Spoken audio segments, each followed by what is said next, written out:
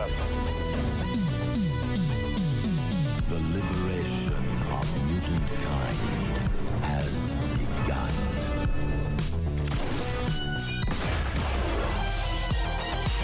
Welcome to the future. Who's this clown? Not clown, Joker. Avengers!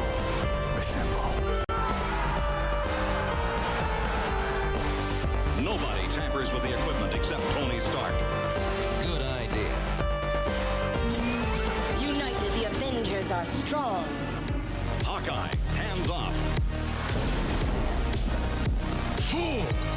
Have you forgotten my invincible magnetic power? Not this time, Magneto. My mutant brain senses danger. Something unseen is slowly spreading its poison, edging tempers. Think carefully before you do this. You filthy criminals. 5, 4, 3, 2, 1. See, that's what I was worried about with that shit. I mean, I knew it, but What, Jaden? What are you talking about? Whoa, I see 4.4 light. What? must be a glitch because I see 4 on my screen. Hold on. All right, we're gonna do a little bit of investigation here. We getting hacked, bro? Uh-oh. Hacking the mainframe. I'm hacking the mainframe. Wait, 4 light? What? That just says 4. Yeah. Where are y'all seeing that? I mean, whatever. We about to hit 1,000 subs here in a minute. Anyway, unconventional. What up, YouTube? It's Two Fat Guys Pull Us, another live show for our pools for November 8th. Just to give you a heads up, I am not feeling well. So we may be running through this very quickly, but we want to come on live and at least get through it, right? But I'm feeling a little blah. But anyway, before we get the show started, let's talk about our show sponsor, and that's Collected Comics and Games. Yeah, just if in the middle of the show I'm just like, don't worry about it. That is our sponsor, our show sponsor, which is our LCS here in the DFW area, and we love them over there. Ron and Brent and the whole gang help us out and give us the hookup when it comes to comics and just nerdy stuff in general. So if you're ever in the DFW area, make sure to head over and check out Collected Comics and Games. They have 3 locations, 1 in Fort Worth, 1 in Keller, and 1 in Irving. It's really badass. So that is our show's sponsor. As always, we're going to talk about our sub goal giveaway. We're trying to hit 950 subscribers, and we're getting very close. We just need to get to that 950, and then we're giving away some cool slabs. We talk about it on our new comic book show. This one we're giving away at 950. Our King in Black #5 Secret Variant, Ryan Stegman. Oh god. And then when we hit 1,000, we're giving away this amazing Spider-Man #4 Originals and tie-in first appearance of Silk, 9.8 CBCS grade. When we hit 1,000, we're very close to giving this away, guys. So, and everybody knows that watches the show regularly, we do give away stuff. So make sure to hit that sub button, ring that bell, and give us a like. It'd be much appreciated. And if you're watching this video right now, hit that like button. It's super easy. Help us out because you like it. Duh. So, anyway, let's get to the show. And I'm going to tell you this right now. I've got 3 picks of the week, but but it's going to be a little rough on certain books. And so I'm just going to give you a heads up because I'm going to be super critical. And I'll tell you right now. Did you get a haircut? Did you get a haircut? Don't do what, bro? What happened to the locks, man? I don't like that. I don't like that at all. I don't like that. I just wanted to make your night worse. Oh, thanks. Anyway, our first book. Let's just before we get into our first book, I just want to say this right now. And hello to everybody in the chat. I'm sorry, I'm so off that I'm not even like recognizing y'all. But what up, John? What up, Jaden? What up, Patty? It was a good week, but there are some things that I need to talk about. And I will tell you right now, this first book that we're going to talk about, I'm telling you right now, oh god, my thoughts on the book are not of my own, because someone else within the community, someone very respected in the community, just had a way better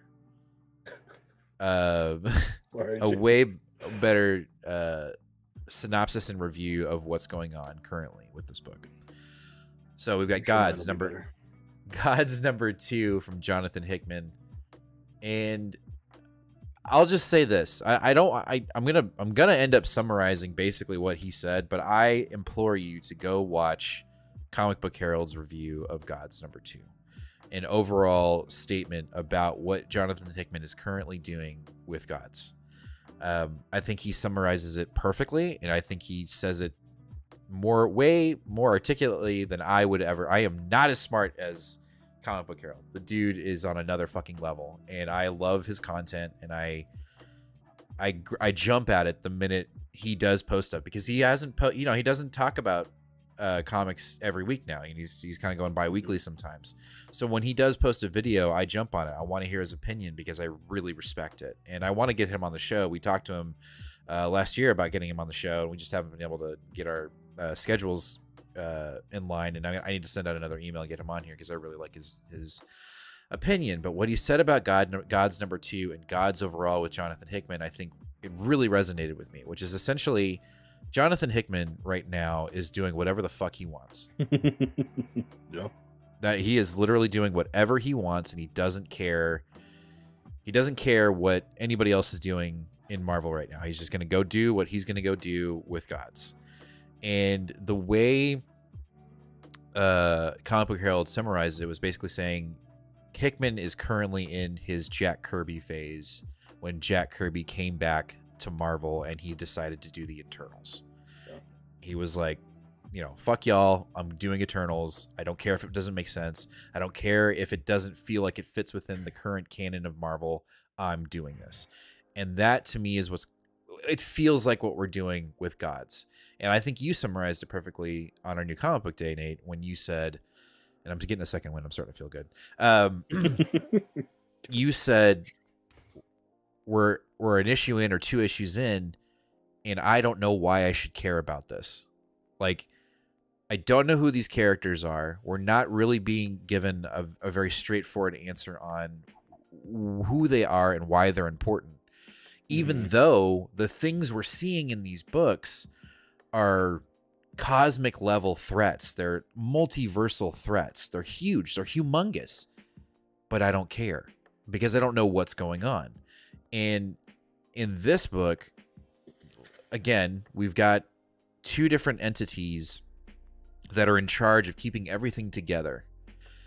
And they've been around forever, but we don't know that, right? And I've thought about when I was watching Harold's video, he said this too, like when Eternals got established, you've got these characters who have existed before the Marvel canon, before Spider-Man or the robot version of Human Torch ever even existed. They had been around.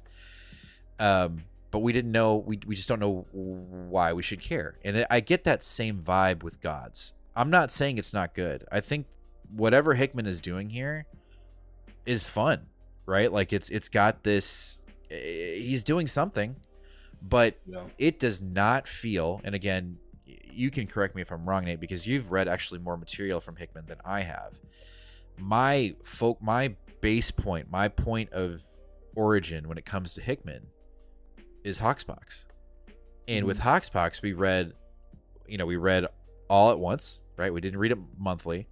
But when I read Hoxpox, I thought about when reading it, oh my God, this would have been so much fun picking issue week by week and just sitting on the edge of my seat waiting for the next issue. Yeah. God's number 1 ended and I was like, okay, that was interesting. That was cool, I guess. All right, awesome. Then I read God's number 2 and I'm like, is this a Doctor Strange book? But like he's in the background? And then wait, who's this new character? And what? It just doesn't, I don't know. John, I'll be honest, I like this book, but it took me 2 reads to get it. I hope I'm not stupid or a dummy. You're not. Yeah, I think Hickman is just, he's literally going like this. He's just like, fuck everybody. I'm going to write what I want to write. And if you get to the end, right? If you get to the end, if you're lucky enough to get to the very end, maybe it makes sense, but it's going to make sense to me, and that's all that matters. And that's what I get from Gods. And my worry is these come out at the beginning of the month, and I'm gonna go like I just don't feel like there's a hook.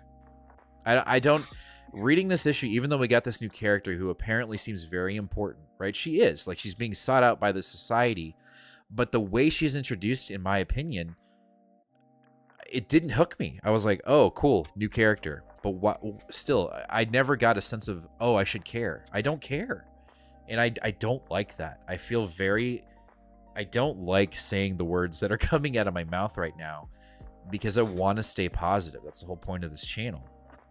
But I just don't feel at all connected with this book, even with Doctor Strange being over here playing around with this dude in this weird box that's talking to him. Like, there's a nugget there, right?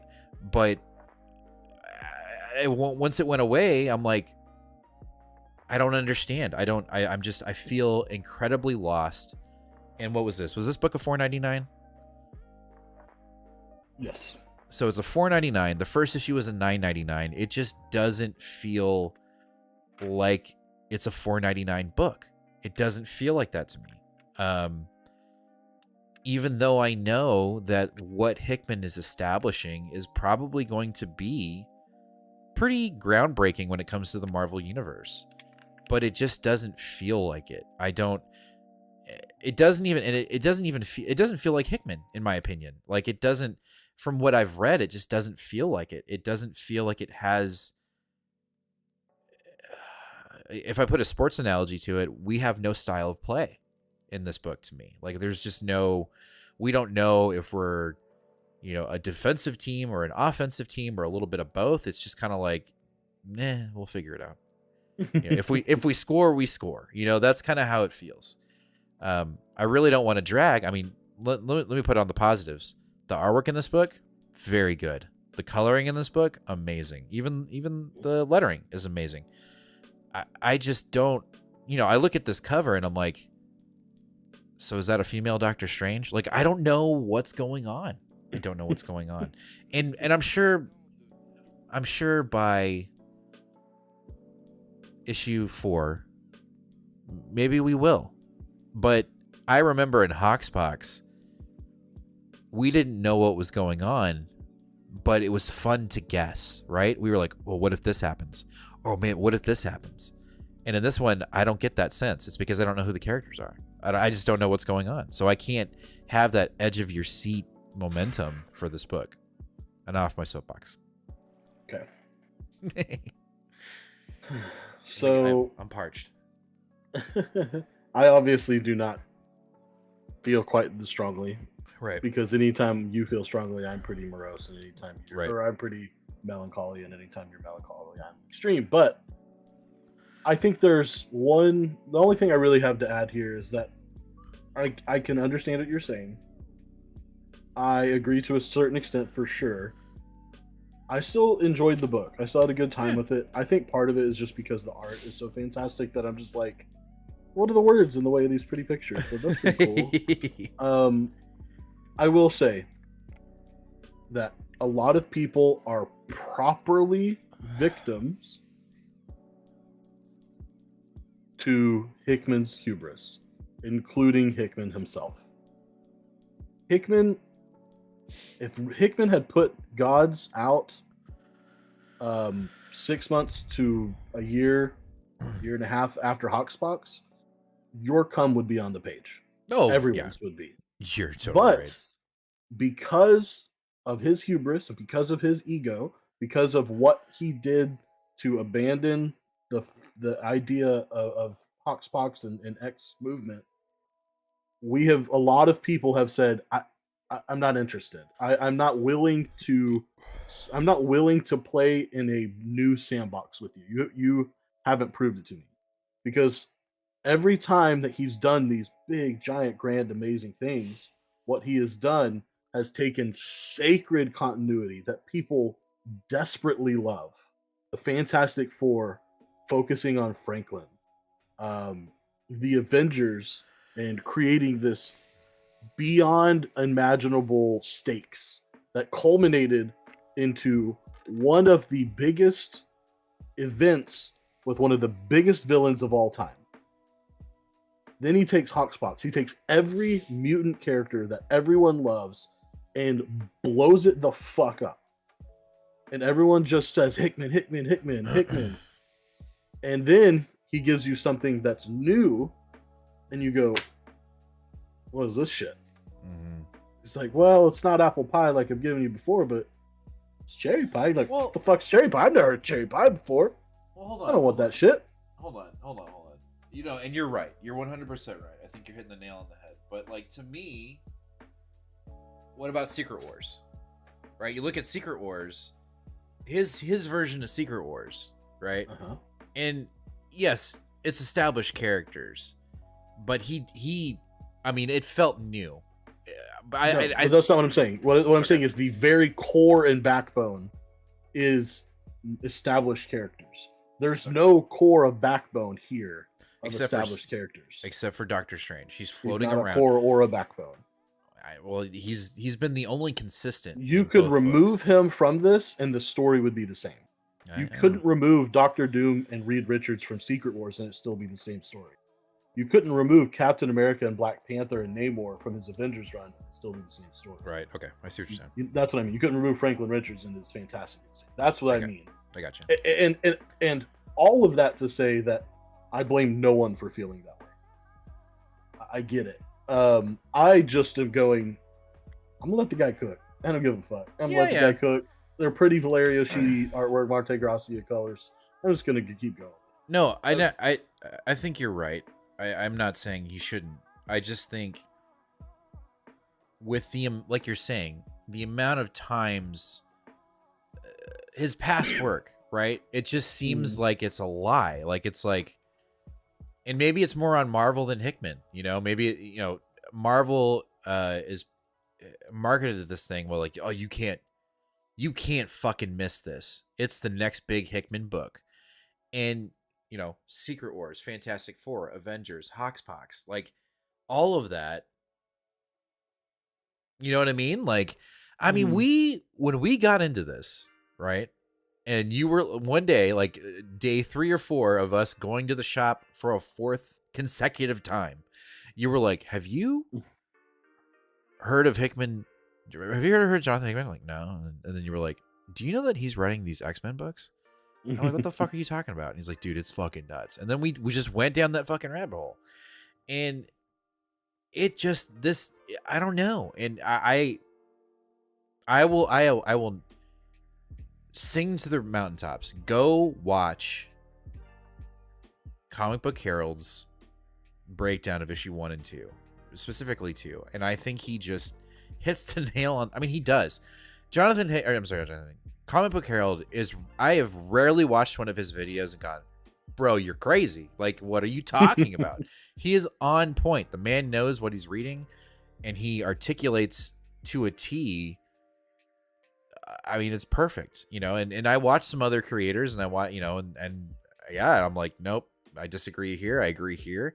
But with him, man, I'm just, he's on point every time. And it's because he knows his shit, like he's very well versed. He's very well educated within the spectrum of comic books, and it's very much respected. And when I was driving to work and I was listening to him talk, and I'm like, damn it, like he is saying everything I want to say, and I will never be able to say what he's saying. Like, I just won't be able to say it. Like, I just can't. I can't speak a word's good. Like, I just can't do it. Like, they don't flow out of my mouth as well as his. Like, his brain is just big. Like, he's got a big brain, Brian, Anyway, let's get to chat here.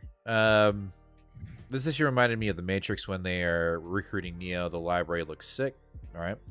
East of West is my favorite Hickman book. The issue I have with Hickman is that he starts these books, high concept, epic books, and then never finishes them. Black Monday, Marauders, Dying in the Dead, X-Men, etc. I really wanted to love love Hickman's return to Marvel, but it's been nothing but a letdown for me so far, Brandon says.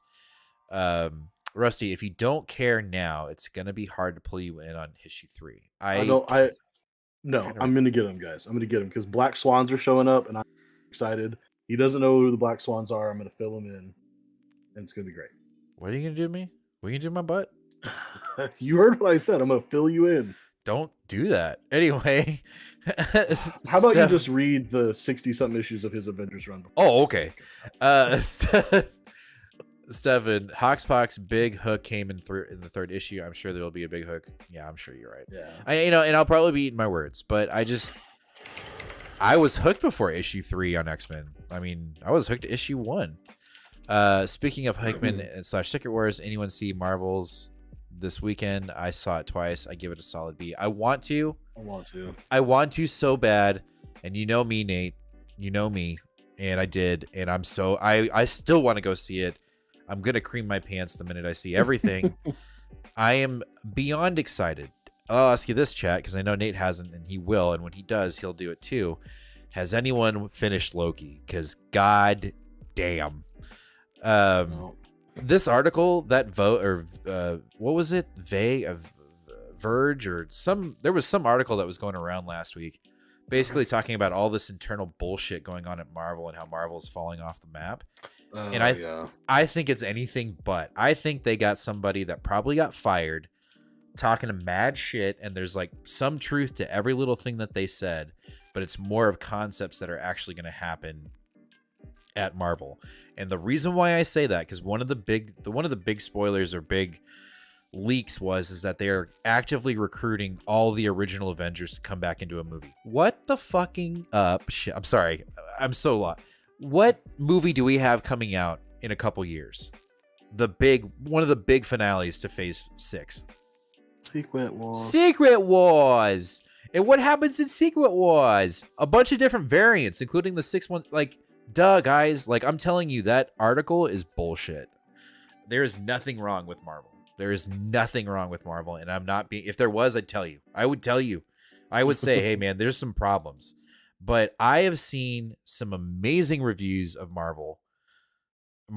I've seen a lot of good reviews. I've seen some bad ones, but I've seen some very positive reviews from people that I actually, that I respect. People within our comic book community, people that go shop at the store that have had a really good time with it. And that mid story or that mid credit scene is going to get people fired. I'm just like, I'm ready for it, man. I don't think it's the one reviewer that I watched, I think it's Emergency Awesome. He's like, if you liked the first movie or you were like kind of okay on the first movie, he said the second one's better than the first. And I relate to that because I remember watching the first one and I felt a little, hey, it's a good Marvel movie, but it wasn't like something that just blew me away. But I've heard some really good things about Marvels, and I want to go see it. Anyway. Yeah, I'm definitely going to see it. And I know I'm going to love it because I love all 3 of those characters and those actresses in those characters. So from the one thing that I've heard is that Miss Marvel really shines, and that makes me very happy. Like, very happy. But anyway. Yeah, they need to hire her onto the as the Feige assistant to creating the continuity story big stuff. She knows what's going on. Yep. And then everyone's like, no spoilers. All right, we won't talk about it anymore. I need to go see it. We just need to go see it. Anyway, Gods to solid B, I guess, in my opinion. Solid B. Yeah. Art carries it for sure. All right, we've got Marvel Unleashed, issue number 4 from Starks. This is my first pick of the week. This is our pick of the week. I've never slammed 5 stars on a book so fast. Oh my god, dude. Like, can we just forget that issue 3 happened? Because really, you could leave issue 3 out completely, and this would still be a complete story without issue 3. Like, I almost feel like... I'm trying to remember what even happened in issue 3. They just, like, established that the army was gathering, right? And we got some explanation as to why he was doing it. That was it. And we didn't really need to know that. Like, we just know that he wants to get out of hell. And I don't know, man. Like, artwork, fantastic. Story, fantastic. D-Dog, my superhero of the year. Like, she's amazing. I read it and I didn't text you because I was like, I'm gonna wait for him to read it. And then like I get a text from you and you're basically like, dude, fuck this guy. And I'm like, what's up, man? And he's like, I'm literally crying reading this book. And it's true. Like, there is so much emotion in this book. And you would have never thought in a million fucking years, I am cussing a lot tonight, that we, either of us, would like a Marvel book about the pets of Marvel. Yeah. You know what I mean? Like, it was just a fantastic book. And if there was anything that, if I had to say one negative, but it wouldn't make the book work, is that D-Dog, spoilers, died. Like, I wanted her to, like, get a new owner in the real world, right? I mean, she obviously does. She dies. She goes to Valhalla. The Valkyries are now her, essentially, owners. But I wanted her to, like, go back home, you know, and, like, find, like, maybe it was Wolverine, or, you know, some other character, or maybe it's some C-list or D-list character that ends up getting her. Or shit, She-Hulk. That would have been fucking cool. But I don't know, man. I think every animal in the book kicked ass. D-Dog, Bats, Throg, Lockjaw, the Hawk, the Flurkin. You know, I think they all did great. It was a great book. Yeah, this hit me on a particularly interesting day too, and I was just like, I literally was just reading it casually, and they were like, Stop "Oh, it, John. where's D-Dog?" And they're like, "Oh, she didn't make it." And I was like, "Oh, I wonder how they're gonna like." No one dies in comic books. That, like, literally, anytime you say something's dead, my first thought is like, "Oh, how are they not really dead, or how are they gonna come back instantly, or how is Right?" And I was just like, "D-Dog's not dead. That's the stupidest thing I've ever heard." And then you turn the page, and at the bottom of the page, she's like, "Where am I?" And you turn the page, and it's a full page thing, and she's like, "Oh, I'm on the Rainbow Bridge," which, one, everyone knows what that is, but two, they talk about it earlier in the issue. And the second I saw that Rainbow Bridge, I just was hysterical. Yeah. I was like, "Did you just fucking kill this goddamn dog? You just killed this dog?" Oh my! I was very, very emotional about it, but Yeah. I like the way that it ended. I agree. I think it would have been cooler for her to go get adopted by like some superhero and have the aspect of her just popping up 1 or 2 issues a year just for the fun of it. Yeah. But her getting taken to Valhalla, and particularly shown to be with the Valkyries, and not only Brunhilde, but I can't remember her name, but the newer girl that was introduced. Yeah, it's just an R. I thought that was great. I thought it was great. The art was back to its absolute perfection. There's no reason, you've already said it, but there's absolutely no reason that this comic book is so good, but it is. Nope, and you said it earlier in a text, but it looks like, you know, Kyle Starks is going to be essentially our writer of the year. Like, he's killing it. And John said something that I think should be heavily considered, if not already happening. It's just the universe wants Kyle Starks to write a Deadpool book, and I 100% agree. There is literally no human better on Earth to write. I agree. All right, let's you know, that's it. I mean, I gotta push the button again. It just deserves it. That's the gas. Sorry, guys. Pick of the week. All right, let's move on to Thanos by Christopher Cantwell.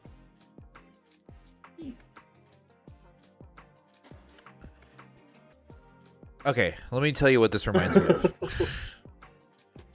Well, obviously we're disappointed. I'm gonna call it now. The girl's death. The woman, the chick that, you know, we're getting a ridiculously long backstory about is death incarnate. This feels like an annual to me. This feels like that Infinity Stone annual that we read, that we were like, you gotta read it, and then we read it and we are like, why did we read that? That's what this feels like. It did not resonate with me at all, and I'm very sad about that. And I was completely bored. This cover's amazing. The cover is amazing. I'm very glad that I have this book for the cover. Yep. But there's almost nothing that I enjoyed about this book at all. The art is not my style. Nope. It was at times pulled me out of the story because it was not my style. Uh-huh. The splash page introducing the Avengers team was the particular point that is supposed to be the artist going, "This is what I can do," and I just said, I'm not in preference for what you can do, sir. The extremely long backstory was really uninteresting. I know we just got through talking about gods and how I'm like, yeah, I don't care. I don't know who these people are. And I super like Christopher Cantwell and trust him to do things. And so at first I was like, this is really slow and really sluggish, but we're going to get there. And we never did. Never got Couldn't there. care less in any capacity. I did not think at all about her being deaf. I think you're absolutely right. I don't care. I don't care at all. And the thing that actually makes me the most frustrated is one of the hooks about this book is supposed to be this Avengers team. And this might be the most uninteresting Avengers team I've seen. I could not care less about this Avengers team at all. It is extremely boring. Besides the current continuity with Iron Man and Emma, there's no continuity, no chemistry between these characters. You know, like Reed and Adam, kind of like the scientist. I get it, and then you got like the lovebirds that are but aren't, and then you've got Doctor Strange in the back going, "Woo!" Like I can't stand it. I don't think I'm picking up any more issues. I'm not. I will be. This was it for me. It'll be Twitter or Comic Book Herald going like, "Did you read that?" I'm like, oh no. Yeah, it'll have to be. I almost had decided I was going to pick up issue 2 because of a cover, because there's a Del Auto cover that's just really good. Wow. Then I noticed it's the ratio variant, and I'm not paying for it. No. So. Blue Marvel is on there, and Blue Marvel was actually probably the brightest spot in this book. Like the way he talks is amazing. Like he's just like, I'm a massive like energy reactor. And like, no way. Like, see, I have not read a ton of Blue Marvel, but what I have run, the cockiness felt awkward to me. So yeah, I just. All right, let's move on. Let's move on. We can't be too negative. Cool. X-Force issue number 46. Surprisingly, pretty cool. Again, we're just tying up loose ends. We're rounding the ships. We're coming into bay. We're about to dock. We're just trying to, clear desperate to get to 50. Well, desperate to get to 50, but clear everything out so that when we start anew, we're not sitting with all these random storylines that are just kind of floating there and never getting resolved. And that's literally what X-Force is doing. It's just cleaning up mess after mess that's never been resolved. And so Colossus is able to defeat his brother. He ends up killing him. He literally rips his heart out of his chest and breaks Mikhail's reality, and they escape valiantly via Doctor Strange, which actually was really cool. Doctor Strange pulling everybody out of that reality was actually a really cool splash page. I don't have my comic on me. I'd show it to you. So this issue was actually very fun, and it felt good. The flow of the comic was great. Unlike Thanos, there was actually some movement. The dialogue was great, and it resonated with me because we're finishing a storyline that had been previously just kind of dangling there since we started this journey. What, 4 years ago, or however, I don't know how many years it's been since we. So yeah. So I liked it, and then at the end of it, they all get pulled out, and then immediately Domino's pointing her Krakoa cannon at Colossus's head, going, "So should I shoot now?" Because he's a traitor, and he's like, "I wouldn't blame you if you did it," and that's how it ends. You're like, damn, So they're getting ready. They're getting ready to take him somewhere. I don't know where they're going to take him because Krakoa currently is under siege, but it would appear that he's going to answer for his sins, even though he really wasn't complicit in it. Like he really couldn't help it, but they're going to get to the bottom of it on him. So he's all there for it. I liked it. I thought it was a great issue. Deadpool shows up. He comes back, even though like the previous issue, he's like, "Nah, man, I'm with Captain America. I'm a freaking Avenger now. Peace out." And then he shows up, and then he literally talks about the girth size and the the girth size and the thickness of Doctor Strange's butt. Like he's literally talking about how he thought he'd have a more flabby butt, and he actually has a very juicy badungadunk. Rotund booty. I loved it. I thought, Percy can write Deadpool very well, so I thought that was fun.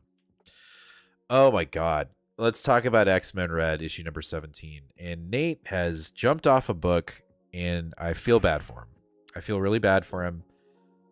And I didn't understand the last 4 issues I read of this book, so I wouldn't have understood this one either. No, you would have understood this because the past 2 issues you would have understood, and that's essentially, and you're right. The last 4 that you're talking about, 100%, like it's this like war that we should already know was going on, right? Let's get past that. Let's get to the main meat of the war, which is Storm, right? Storm has been the center focus of X-Men Red. She has been Al Ewing's queen piece in everything he's been writing when it comes to X-Men. And she is 100% in focus on this book. You would think it would be Apocalypse, but he is just the king. He is not the queen. And I just have to say, Al Ewing needs to be given the reins of something big. Like big. You know, he's got Thor, right? I wonder if there's any. No, he's got Thor, but I'm saying like, you know, I just don't feel like he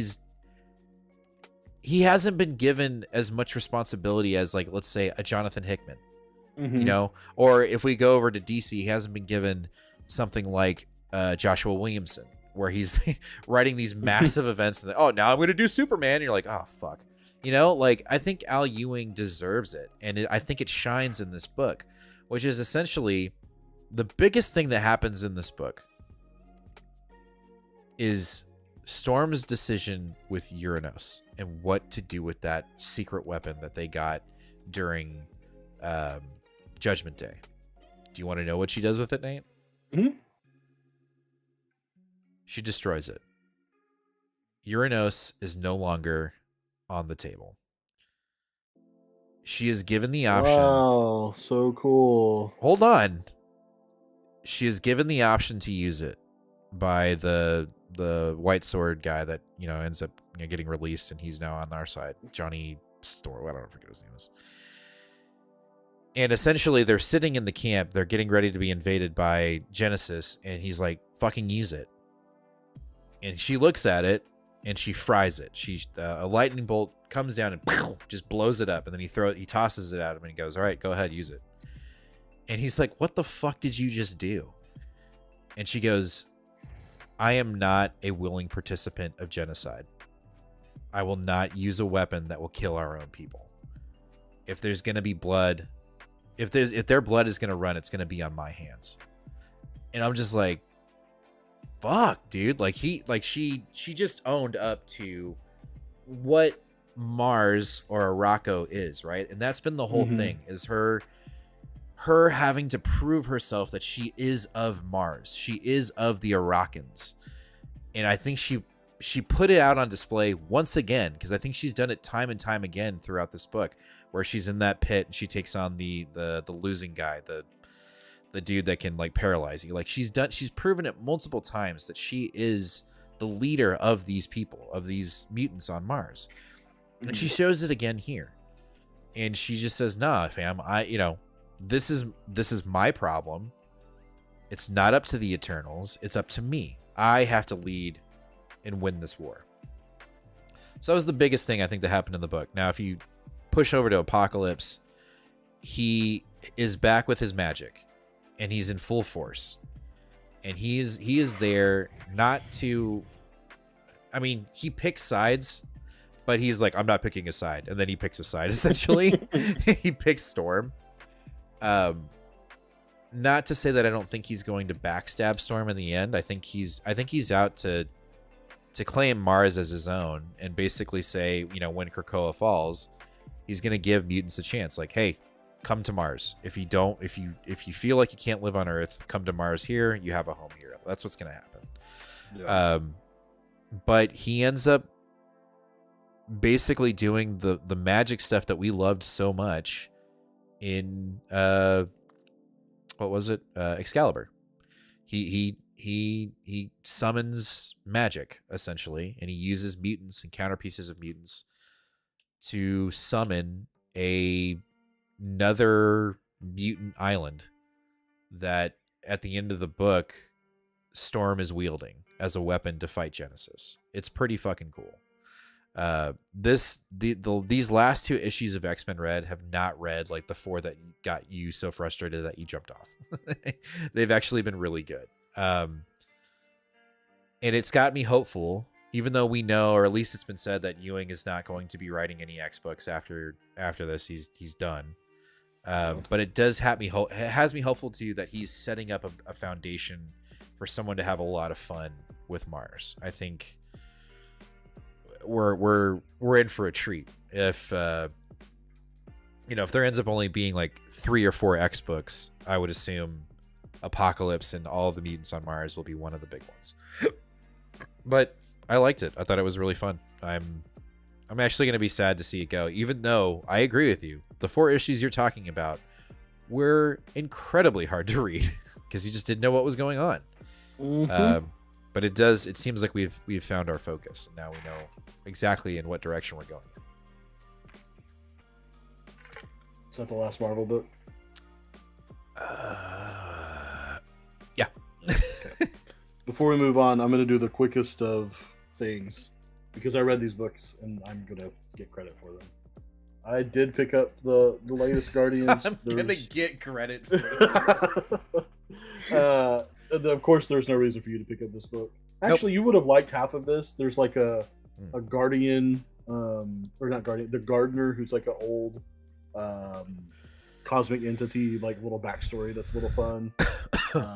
And the artist actually gets a bunch of splash pages where his art is good. He's terrible at the faces and stuff, but the splash pages are good, and we get that in here. Right.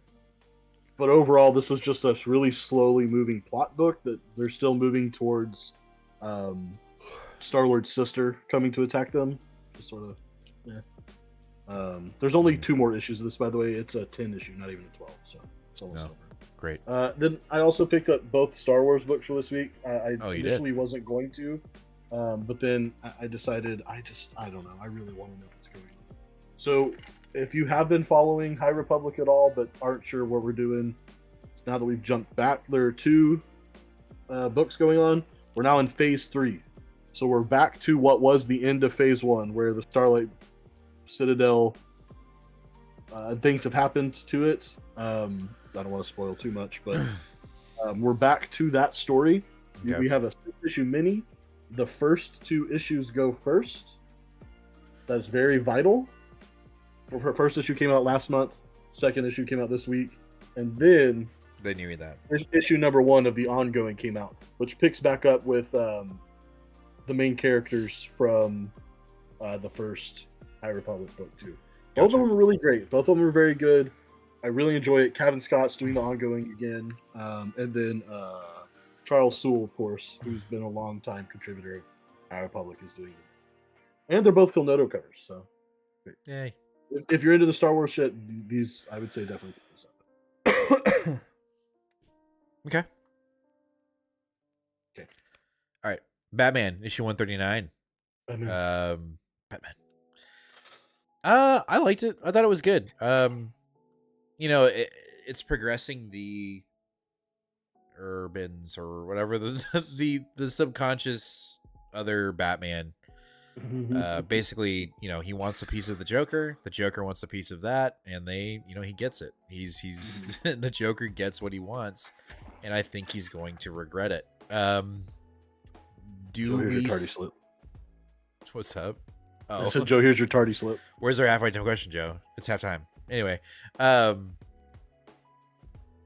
think Joker's gonna die. I think the Joker is gonna die. Which Joker? Whatever the one that we're dealing with in this one. Like I just think I don't know where we're at with that continuity anyway. So I think Bruce is on the road to not being redeemed in his own eyes. That. I know, and I think that's why we're in a good spot right now. I think Bruce is going down a path where he himself will be so distraught at what his other self did that he will end up losing the mantle of Batman on his own volition, and then he may even go to jail. But I think the Joker will not live, and I think what will snap Bruce out of his alternate personality is him waking up to the Joker being choked to death in his own hands. I see it happening. I think we're kind of laying down that foundation, right? Like we said in the Gotham City War or whatever, Gotham War shit. You know, he even tells Babs and Dick, like, hey, y'all, you need to be the nurturers and the head of the Bat family. I am no longer You're the worthy parents of of the it. Bat family that I cannot be. Right, and I just think we're gonna get to the point where, and I think it would be dope, where we don't have a Batman book. Like Chip Zdarsky is just gonna close the door on the official main Batman book, and DC's gonna be like, okay, how long can I not scratch my nose? Like that's that, and then we can place bets on how long we won't have a Batman book for, because we'll have 30 other Batman books going on that'll be just what's continuity, like that kind of thing.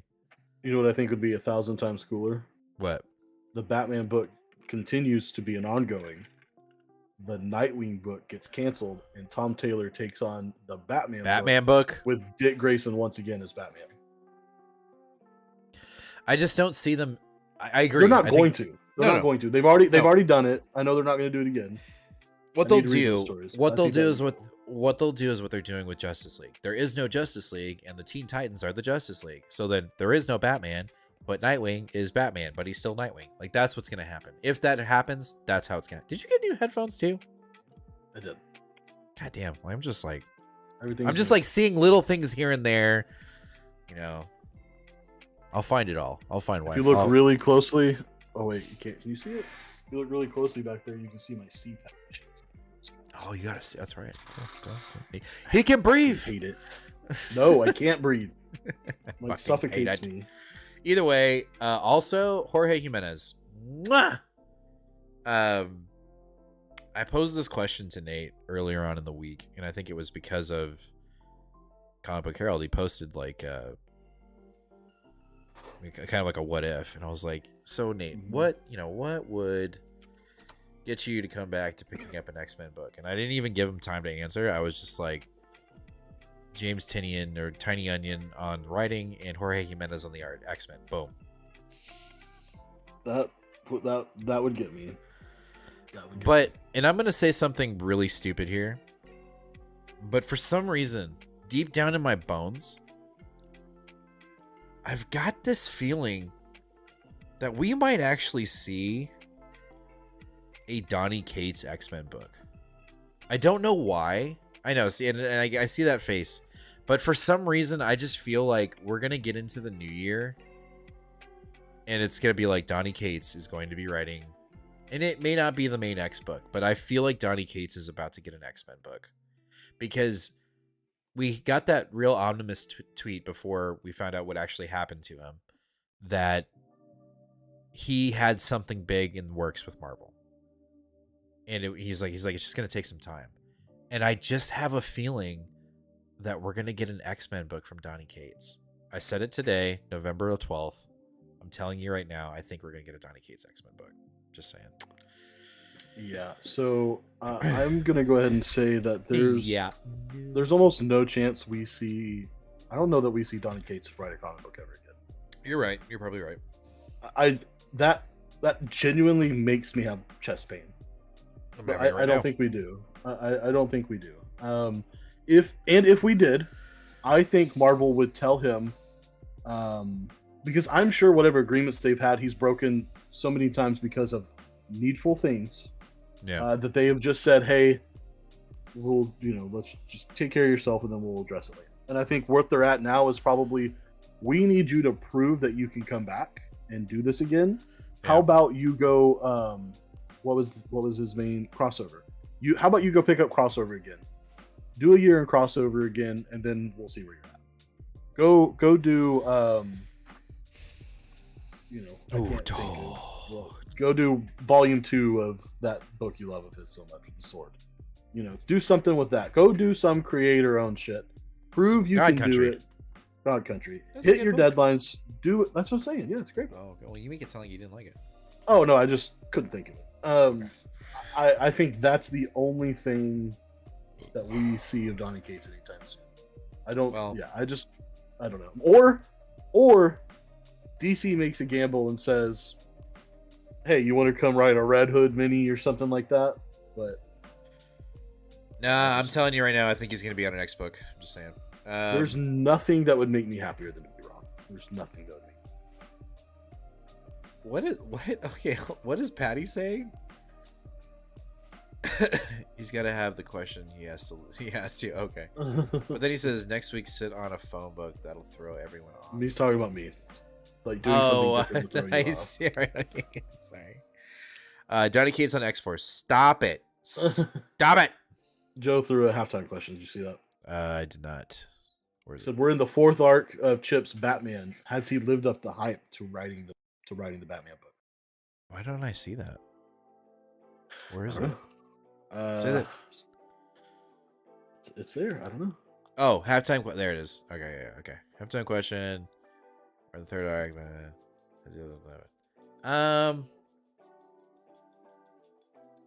I think that's really hard.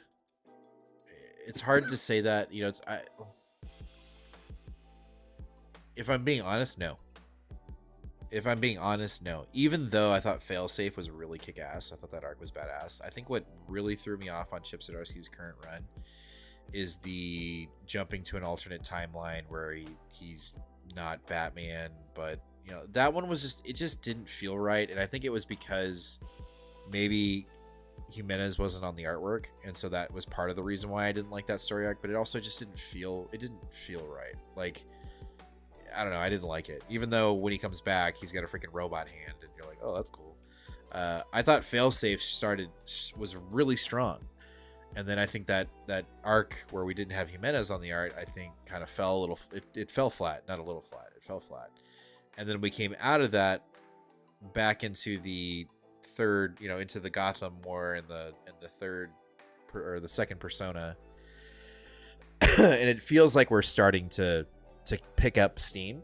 But if I look at what Tinian was doing, every issue I read, I was like, this is why I got into comics, so it's that's where I'm comparing it, and I know that's not fair, so my answer officially is probably like 50-50 now, and that's my opinion. That's just my opinion.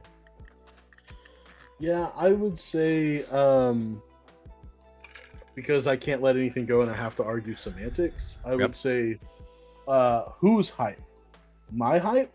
Yeah, I think he's lived up to the expectations I put on him, because I was never expecting him to blow the world apart with a Batman book. When you're writing a Batman book, you're writing with your face and your 2 hands tied behind your back with editorial. So I was never expecting just like, oh my god, this is the best Batman. And we're only a year removed from James Tynion writing one of the best Batman runs. And and I know people are gonna hate me for saying that, but my hype, yeah. The hype created on the internet, especially Twitter, no, of course he hasn't lived up to that because it was unrealistic and overblown. Now I could still see, I think your reason why he hasn't is very valid. I think Joe's ratings, I think those are right on par with what I would say. I might give the other timeline a 7 out of 10, but I think other than that, I agree. I don't know. I think he's done all right. I think he's done pretty well. No, I think he's done fine, but it's just the greatest superhero artist of all time, and then take it away and then give it back. I know. I just don't like that. Also, the panels in this book, like we didn't. I know it's for Jimenez, but we don't really need to tell you it's amazing. You know, it's the greatest of all time. But there are just some panels in this book that I was like, every time he goes away, I get frustrated, and then I just kind of move on because I know I know that if I got hung up on it, I would never read a Bat book without him on it. It just when we get back to it, you go, why did I?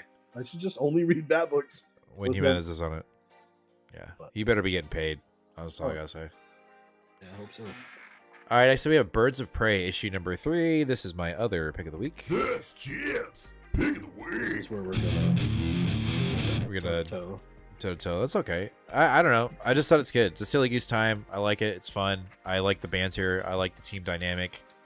I think the thing I loved the most about this book was the end. which was Black Canary getting a hold of Green Arrow and saying, "Yo, run distraction. I need you to run a decoy." And even Green Arrow's like, it's not like, as he's shooting the arrow, he's like, it's not gonna work. This isn't gonna work. Okay, here we go. Like he's so reluctant to do it, but he's like, but I love my girl. Like I gotta do it for her, but like, babe, it ain't gonna work. Like it's not gonna work. And so he's distracting Wonder Woman so that the team can get into Themyscira and get what's the name of the venom or poison, or what's the name of the girl that Sin was close. And they're pretty successful.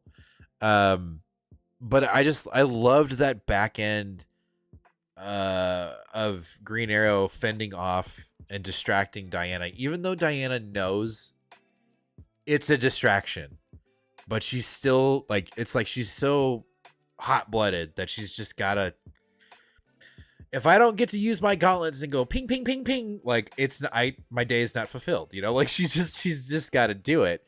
And then she takes care of it, and then she just shows up and is like, all right, bitches, what are you doing here? Why are you at my house? Like, why are you at my front door? Actually, why are you in my house? You're not at my front door. You've gotten in.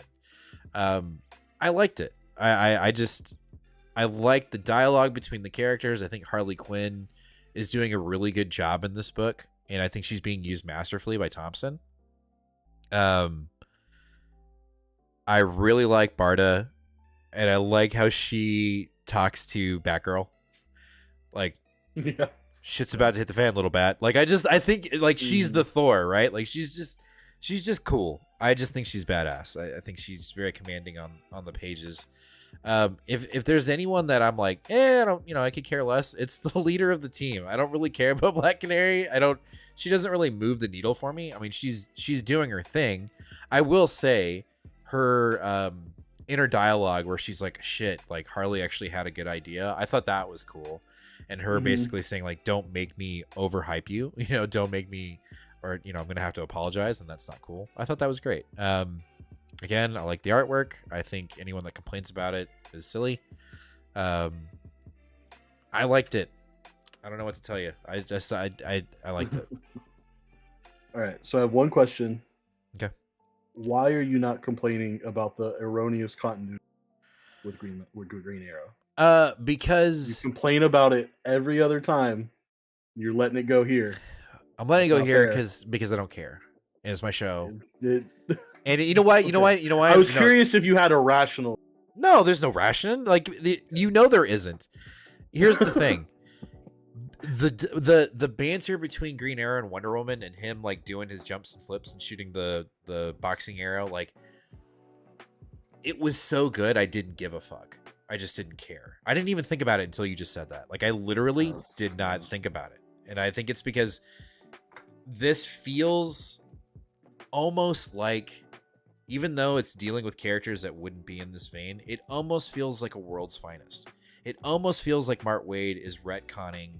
Like, that's how this book kind of reads, in a good way. Like, kind of wish this was what Teen Titans World's Finest was. I don't know. Birds of Prey, to me, is really good. And I think this team personifies what the Suicide Squad would be. Like, it just has that vibe without the death threat. It has that vibe of Hellions without them being underdogs. It's just a ragtag group of heroes that wouldn't normally be together and just fucking kicking ass. And I think Wonder Woman in this book looked and felt like Wonder Woman. She's just busting through walls. Like, it just felt it almost this felt I don't know what's going on with my brain. This felt what I thought we would be reading when we decided to bring DC into the fold. Does that make sense? Like, sure. Yes. In a good way, because there are two sides to that coin. There's shit, we're reading DC now, and like, it makes me feel dirty, right? Because we're just so Marvel boys. But then there's this other like, oh, this is what DC, right? Like this is what we've been missing. Like that's what this reads like to me. Like I get that same vibe from Batman. I get that same vibe from World's Finest. But then we get other books from DC, and I'm like, that's poo-poo. You know, like Dark Crisis on Infinite Earths, like that was dog shit. I'm sorry. And Night Terrors, don't even get me started. Poo-poo. That was a great and wonderful tangent that I completely agree with. Okay. That had nothing to do with why do you let the continuity disrupt? I don't know, Nate. I don't care. Which is fine. It's fine. I'm asking the question because it is one of the biggest conundrums of your comics viewing. I've never been able to understand. I don't know. I'm just trying to. There's no nothing, right or wrong answer. I'm not telling you you're wrong. I'm telling you, I can't give you an answer. I didn't even think of it when I read it until you literally asked me it tonight. You're right, and that's another like. I just started a new page of notes. He didn't even think of it. Like I had like 5 scenarios of why you ignored it, and he didn't notice was not one of them. So now I gotta like, just like Patty said earlier, I've got the stream and the board. Charlie, he's like with the coffee bag. He's like, yes. Yeah, that's me with this. Okay, now. All right. Before I say this, I gave this book like a 7 out of 10. Like, I enjoyed this book. Like it's good. All right. But the issue I had, and it came to a head in this issue, is that the overall tension of the plot is useless.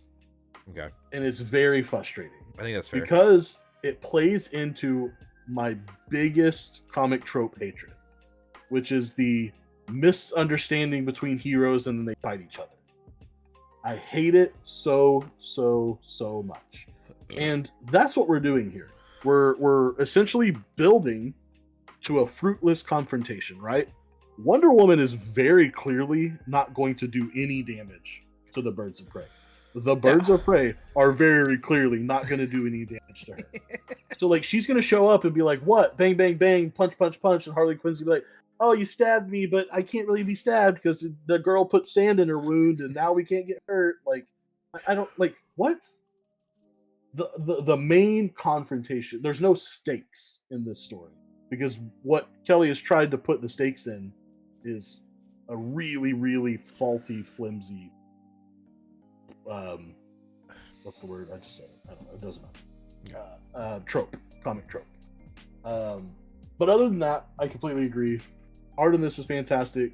The big, giant, wavy hair Wonder Woman is my favorite version of Wonder Woman I've ever seen. I think Quinn's banter is great. Big Barda and Batgirl, all of that is super good. I think where you're getting caught up is where I usually get caught up with continuity. It's like we flipped. No, but see, I don't care about there's no continuity that I care about. No. I'm just saying in the sense I misspoke. I'm just saying in the sense of uptightness. When it comes to continuity for me, and when I say it, you're like, but Jim, it's comics. Like you're like, and you try to explain it to me, and I'm like, no, it doesn't fucking make sense, right? Like I get so frustrated. Mm-hmm. And I think with this book, I'm not saying what you're saying isn't valid. I think you're 100% correct in what you're saying. This to me embodies almost that phrase that whenever I talk to someone, like whenever, like when I started my new job and I was like, yeah, I've got a comic book podcast, and they're like, comics, really? Mm-hmm. What are you, a nerd? Like, yeah. I mean, I am. And I think to its core, I think this book, if you go read like classic Silver Age books, it's like filled with this crap. Like it's just like, oh no, it's the toy maker. And like no one ever got hurt, no one ever died. There was never any like real consequence. And I just kind of get that vibe in this book, but I don't think you're wrong. I think what you said is completely valid, but I just, for some reason in my brain, I think like we may actually get something like that though. I don't know what it is, but there might be something like that here. I wouldn't count Thompson out. I'm trying to find something that could establish the stakes without being hyperbole. Yeah. But like, I would bet a space-time continuum rift that would make the Texas Rangers lose their World Series. Stop it! win. Don't say. Hey, okay, moving on. Don't say that. No, that, nothing will happen between these characters. Don't say that, Nate. You can't take I mean, that that's shit. how serious I am. But Nate, you can't take that shit for granted. I'm gonna fuck with the space-time continuum. No, we just won the fucking World Series. Stop it. No. Talk about Boom. Nothing's gonna happen between these two. Don't do that. God damn it! We want to win another one. Shohei's coming here. God damn. All right, you were buffing the smoke now. This was pretty good. Each issue of this has gotten a little bit better. I will say that like it just feels like each issue while I'm reading it is pretty good, and then when I try to recall it 30 minutes later, I'm like fuzzy with what all I liked about it. And I was like, kind of have to go back again, and I'm like, this story almost feels ephemeral. Like it just feels like it leaves my brain almost as quickly as it enters. And I don't know how to explain that, and I don't know what that means, and I don't understand. What does it mean? But basically, in this book, we find out that all the kids in the orphanage, they know something is wrong. They know that the monsters that are out there are monsters out there, and they suspect that they're the ones that created the monsters. One of the kids even says straight up like, yo, there's a monster out there that was created whenever I made that spooky story on the bus, right? And the main kid's basically like, yeah, that's what happened. So we're kind of gearing up for a showdown, and the kids are like ready. They like bust into the dad's gun locker and like pull out guns. They're like totally ready to fight. And then of course they think they're all ready to go, but one of the monsters sneaks in and kills the youngest girl, and Bait goes to try to defend her last minute, and he gets shivved by like a needle arm right through the chest. Ugh. Now this kid's already survived having both his arms hacked off at once, so I don't know, maybe he'll survive this too. Oh my god. It's not looking very good for our main kid. This was a pretty bloody issue too, because we had more flashbacks from his initial monster attack, and we actually got to see his arms getting cut off. Okay. Him really running with just his stumps, running to his parents' room, and we didn't understand why he was getting blamed for what happened, and it's because his parents were drunk and his mom had a cigarette and fell asleep. While the monster was attacking, the house was catching on fire from her cigarette, and he couldn't get the door open because his hands were hacked off. So his parents burned in the house. And it sounds a lot worse when I say it out loud. No shit. And so he runs out of the house, and everyone dies inside. And so the police find his sister's burned corpse, who she's been hacked to bits, and then his parents are burned in their bed. And they're like, yeah, kid, we know why the house caught on fire, but you ain't got no arms, but like, why didn't you do anything? And so it's like, House of Slaughter 19. It would have been even funnier if they showed him like with a bloody stump, like trying to fucking do the handle or something, but they didn't. Joe went on a very awesome DC rant because it's DC. He sees DC at face value. LOL. I'm the same with DC. DC has shown they don't care about continuity, so why should I? Because comics are written for trade now. So now I don't try to line up continuity till each arc is finished. As a history lover, continuity was always a thorn in my ass. If DC cared about continuity, then soon as Batman came back, he would try to track down Failsafe. Instead, he fought with his family. I wish Gotham War he at least mentioned about Failsafe. Joe gave us a halftime question, John. He did. It was Chip Zdarsky hype. Chip Zdarsky. Let me ask you a question. Where's Assad Ribic? Where's he been? He's just being an old man living in Eastern Europe. So he's just Chilling not out. doing it. Just not doing it anymore. Cause like, man, I think after Eternals, he was like, "Oh, kind of good." I'm good. I don't know. I really don't know, but I miss him. God, I wish he was around. Yeah, I'm looking at Secret Wars. I'm like, I think I'm gonna reread that. I'm gonna get ready for that. Kid, you should have done more. What did you need extra hand? Oh, God, gross. Phantom Road. Did you read this? I did. Did you read did this? Not. No, I did not. Oh, it's been too long since I read the last ones. I had no idea what was going on. Couldn't care less. I will. Trade. Wait for the trade. Like I mean, I bought the first one in trade, so I'll probably wait for the second trade, and I'll update you then. But I'm not reading it until then. Sounds good. All right, let's talk about our last book of the night. That's What? Transformers. What? Not the last book. What the hell? Well, you Did I added put a this on book. the show? Well, no, but you added it at the shop. It's not in the fucking You slides. set up the slides before the show. No, sir. You I have set the up. ability to set up slides. I'm talking to you like you're my son. Talk No, about, sir. Talk about your dumb No, robot book. No, sir. So talk about your little kid robot book. Damn right. My pick of the week because Optimus Prime doesn't know like what flesh feels like under his feet until he stops on a deer. Like, you get this book and he's like, "Oh, this planet is beautiful, la la la," smush, and he steps on a deer, and Spike's like, "Yo, like, you can't do that. Like, you got to be careful, bro." And he's like, "Well, my planet's filled with metal." I'm like, "Not here, man. Ground squishy." A lot of squishy in this book. Like, people getting stomped, people getting smacked, people getting smushed. I don't know. It's just, guys, it's Transformers. I was gonna pick it. It's Daniel Warren Johnson, and I think he writes this very well.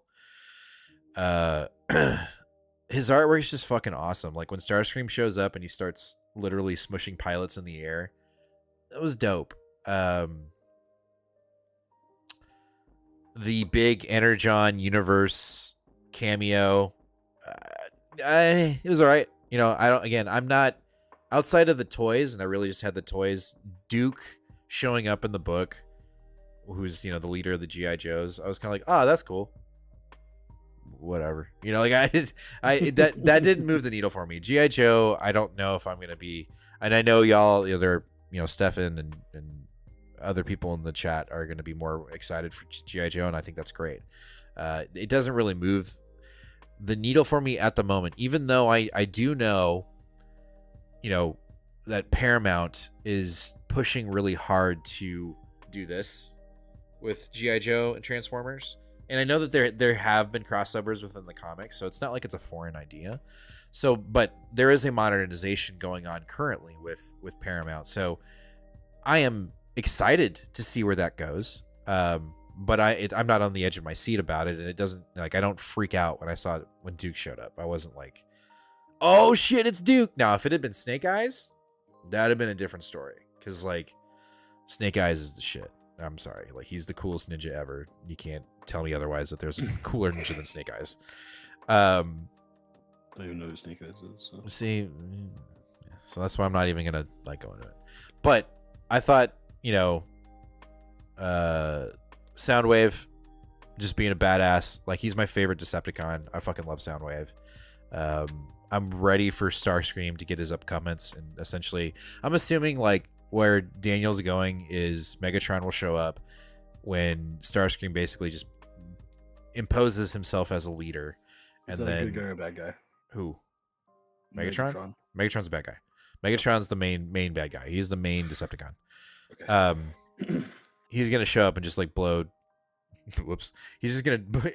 Yeah, you know, he's gonna blow. Starscream's head off. He's just boom. Just gonna blow it off with his cannon, and I think that's what's gonna happen. And I'm gonna be here for it because Daniel Warren Johnson's gonna just make it cool. I liked it. I thought it was fun. I think the artwork in general it's never gonna be bad. He just does a great job. I mean, the guy knows what the fuck he's doing. And this does feel like, in my opinion, it feels like a classic Transformers story. You know, we're kind of retconning some things, but overall, I think Daniel Warren Johnson is doing a great job, and I say it again. And our viewers, please help us. We want to get this dude on the show. I gotta get Daniel Warren Johnson on the show. The man is a wizard. He's just insane. He's so good. And the reason why I say that is because he got Nate, who could give two shits about Transformers, to read about Transformers. It's true. Like, and I enjoyed this issue too. Yeah. You know, it's fun to call it your kid robot book, but like the fact that there are it feels like there are stakes in this book. Yeah. Like Daddy's getting squished and shit. Hell yeah. Like yeah. I'm about it. I like that there are stakes. I feel bad for that girl and like how she's gonna have to deal with that. Well, I like that. I actually felt okay. Well, the only thing I was gonna say is I like that the dad's friend is like literally suiting up in his like Vietnam gear. He's just like, time to go war, motherfucker. You know, like it was cool. I was just gonna say I do like the little introduction. I don't know who Duke is. I know he's G.I. Joe man, but yeah. But I thought the way that was introduced made me interested enough to be curious how he appears in the universe.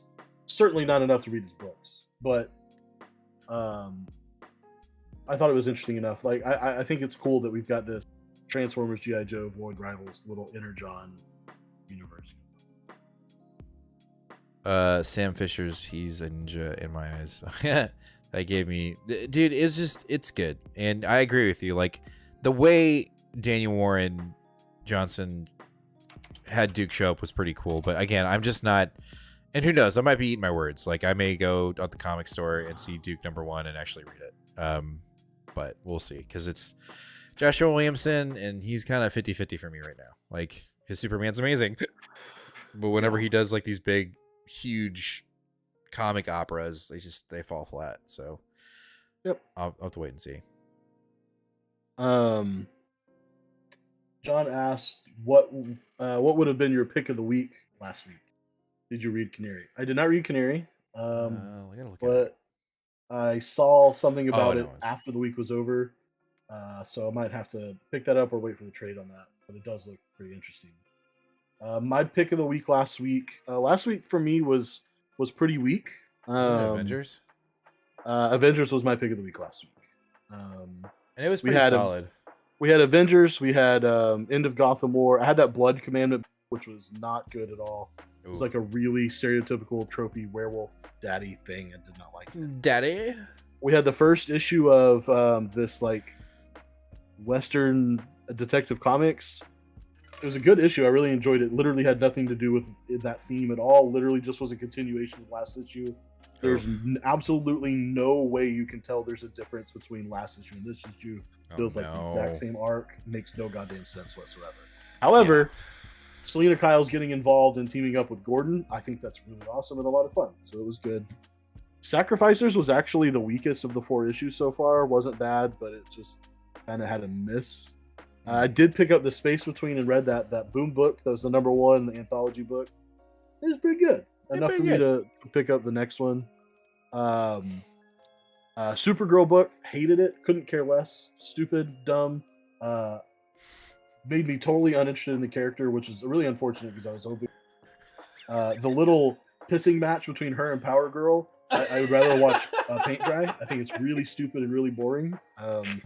Couldn't have been more disappointed from a Tamaki book. And I'm being 100% honest. I'm being like this, though, because I know James really enjoyed it. That's my pick of the week. Yeah, I really hated almost everything. Oh my god, I loved it. Really, I was like, this is amazing. Yeah, it would have been Avengers last week. Would have been Avengers. I liked Avengers. I thought it was good. It would have been Avengers because that I had to be, if I had to pick one. If you had to. Yeah. No, yeah, I would have. That's funny because I loved Supergirl. I wanted more. Sorry. All right. Yeah. Are you going to talk about that other book that you're... Yeah, I'll talk about it real quick. So a book came out by Boombox, which is technically Boom's All Ages imprint. I don't know that I'd put this on Boombox any more than Wind, which is funny because the Wind single issues are not Boombox, but when they're released as trades, they are. Very strange. Speaking of Wind, this is the artist from Wind. He also is writing it, and God, did this make me miss Wind so bad. I can't pronounce his last name very well. Dalanice. Don't ask me. Whatever. The artist has a way of creating worlds that I'm not sure anyone can do it better. I think he is perfect at creating these intricate fantasy dystopian worlds. It was a lot of fun. Has an interesting plot point where there's like this mysterious monster on a hill that apparently they feed it to appease their god, and it escapes. And it's like this little creature that looks angry until it eats, and then it turns into like a cute little monster thing. And so we're not sure what's going on with that. I'll definitely be picking up the rest of the issues on the show, but I love this. Almost like picking it up. Boombox is a good name for all ages imprint. Dig it. I agree. No. Do you have 5 minutes to just sit back? Mainly this is for John and my other couple of horror fans. So this week I didn't touch my novel reading at all. I don't know why. I just was on like a comic kick, and it like really, I guess for 2 weeks because I didn't see y'all last week. But I want to go over what I read. Because most of this came from suggestions from the show. All right. Okay, valid.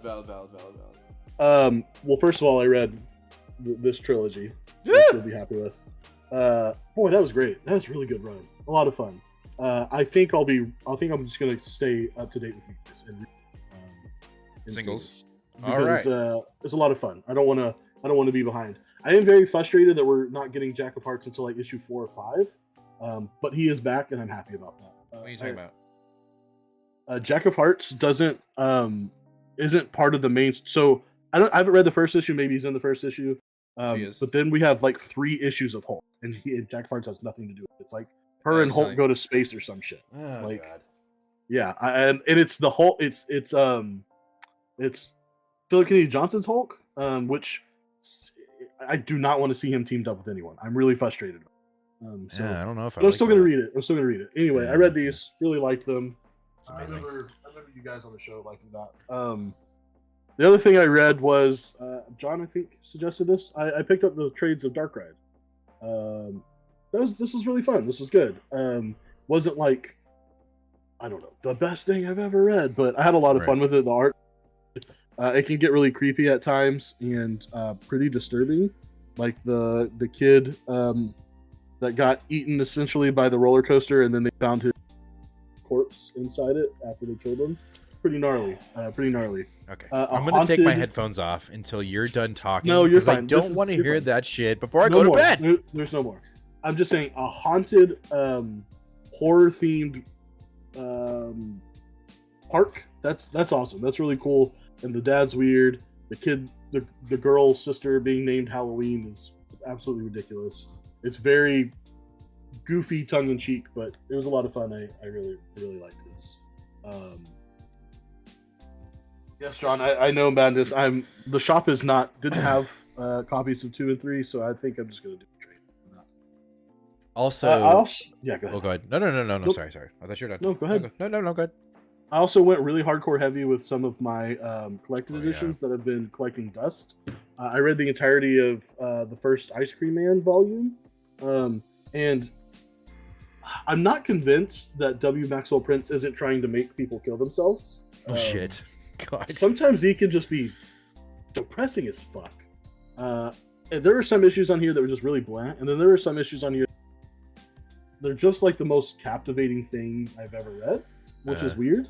Also, there's a issue in here that's like almost a panel by panel retelling of a scene from Stephen King's Gunslinger, which, as a Stephen King fan, I was just like fanboying all. But like, what? Well, no, you said Gunslinger, and weren't they supposed to be doing like wasn't there supposed to be a television? No, they did an Idris Elba movie. Right. Oh, no, that was Gunslinger. No, yeah, there was an Idris Elba movie, but didn't they say like they were gonna continue it onto a TV show? I have no idea. It's been what, 5 or 7 years since then. So keep talking. I don't follow his adaptations. Anyway, this was really good. I super love the backstory. Like the front stories are really fun. You can definitely tell Prince has been through some shit. I think he was probably a drug addict at one point. Was recovered and stuff. But anyway, I liked it. If you're into horror or weird shit, I definitely recommend it. Speaking of horror and weird shit, or not horror, but speaking of weird shit, and W. Maxwell Prince. We actually we weren't live on this show. I believe it was October 18th when this book came out. This is Swan Song number 5. This is that weird mini series he's doing right now about like endings. Everything's about endings. This comic is essentially Mad Lib that literally seems like the story is being told while the character is writing out Mad Libs. At the very end, he's involved in a precarious situation where he has to make a big decision that will radically change the way his life goes after that. And the way the story ends is by telling you the story, except the Mad Libs are blank. So you literally get to tell the multitude of millions of different stories. I could go on about this really long time, I'm not going to, but I wanted to bring it up because I think this is one of the best comics that have come out in 2023. It genuinely might be it might be my number one comic.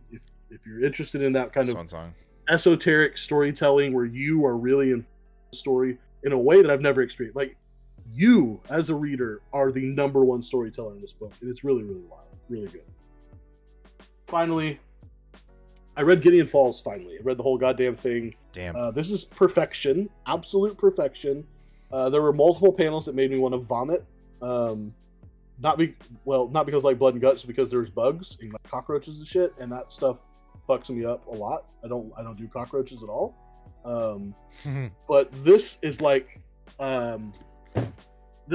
Lost and Blair Witch Project and Stephen King and all the weird sci-fi horror shit that I love. Just they all fucked and made this book, and it's. I mean, this is in my probably top 15 comic series of all time now. This is so good. So if you're a horror person and you haven't read making the same mistake I did.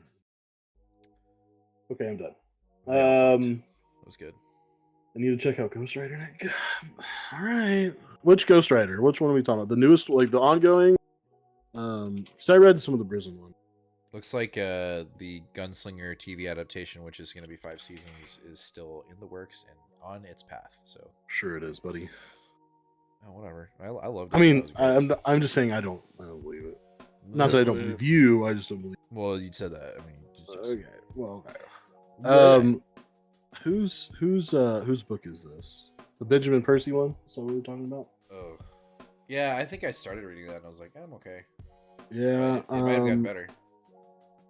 I know when the Wolverine crossover happened, people were like, "It's fucking good." It's like, is it? Yeah, I do remember that too. I did not realize this book has been going on February of last year. We're 20 issues in already. It's going on for a minute. Damn. Yeah, Percy Ghost Rider. Okay. Yeah, catch up on Swan Songs. It'll fuck you up. She-Hulk and Ice Cream Man in the same week sounds like. Yeah, issue 4, not 5, but I loved it.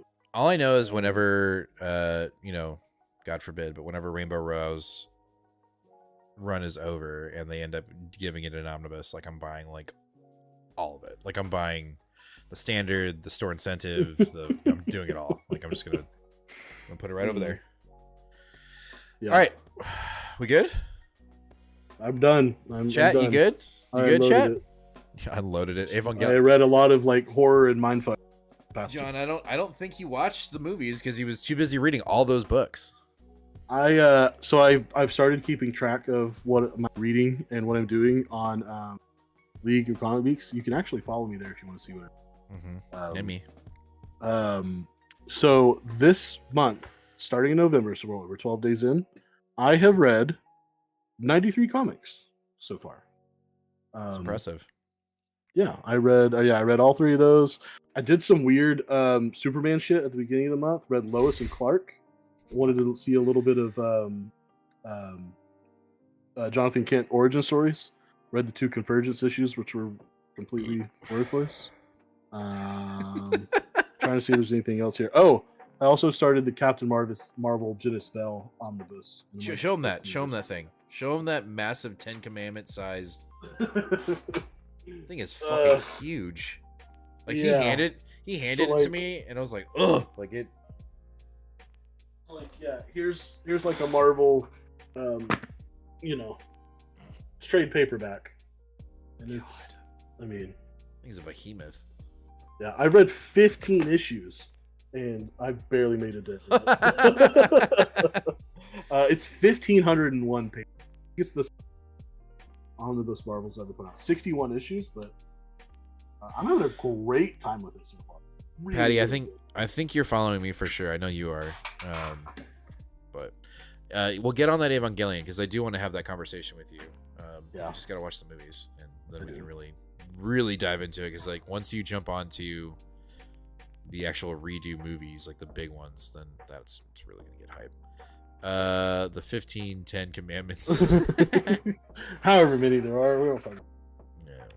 Anyway, thanks guys for watching this live episode. It definitely got me feeling a little better, that's for sure. I was not feeling good at the beginning of the episode, but I'm feeling good now. So thank you guys for getting me out of my funk.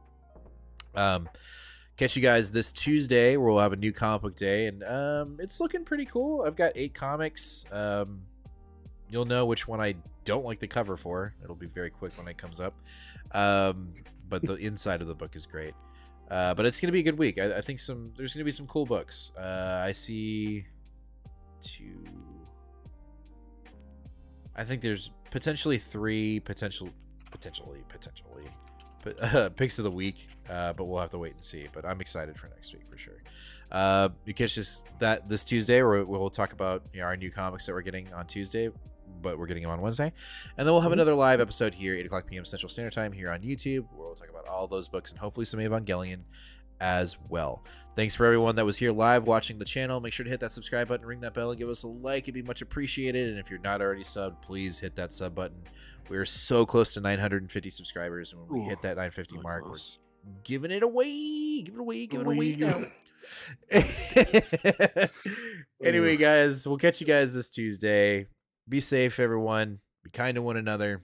And as always, read more comics. We'll catch you guys later. Later, guys. Hit that like button, y'all. Yes, please do. Oh, here we go. See you guys later.